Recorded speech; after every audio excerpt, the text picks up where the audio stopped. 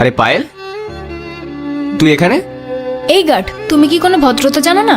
তোমার সাহস কি করে হয় ম্যামকে নাম ধরে ডাকার? আরে আপনি এমন করে বলছেন কেন ম্যাডাম? জিয়া, এইটুকু বিষয়ের জন্য এত কেন রেগে যাচ্ছ? আর আপনি কে? আমি ঠিক চিনতে পারলাম না আপনাকে। আরে পায়েল, আমি মনোজ। সেই স্কুলে একসাথে পড়তাম, মনে পড়ছে না তোর? হ্যাঁ, মনে পড়েছে। মনোজ শর্মা। হ্যাঁ। কিন্তু শোন, আমার একটা আর্জেন্ট মিটিং আছে, আমি এখন আসি। আমি অফিসে ফিরে এসে সবার আগে তোর সাথে কথা বলবো, ঠিক আছে? ঠিক আছে, তুই মিটিংয়ে যা, আমি এখানেই আছি। এক কাজ করুন, ওকে চাকরি থেকে বার করে দিন। আর কেউ জানতেও পারবে না, ব্যাপারটা এখানেই মিটে যাবে। ঠিক আছে, আমি পরে ভেবে দেখছি। ম্যাম, আমি তাহলে ওনার সাথে মিটিংটা আপনার 10টায় ফিক্সড করছি।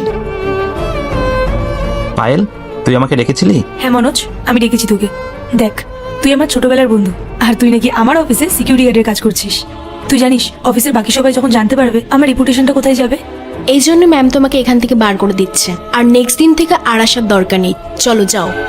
এই একটা চাকরিই তো আমার ভরসা, আমার পুরো পরিবার আমার দিকে তাকিয়ে আছে। এই চাকরিটা গেলে আমি তো পরে চাকরিও পাবো না।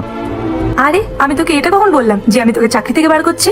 তুই আমার অফিসে সিকিউরিটি গার্ডের না, ম্যানেজারের পোস্টে চাকরি করবি। কি ম্যাডাম, এটা আপনি কি বলছেন? ইনি আর ম্যানেজারের পোস্ট? তুমি তো আমায় বলছিলে যে ও যদি সিকিউরিটি গার্ডের কাজ করে তাহলে আমার রেপুটেশন ডাউন হবে আর কোম্পানিটা আমার। তাই আমি আমার বন্ধুকে জব অফার তো করতেই পারি।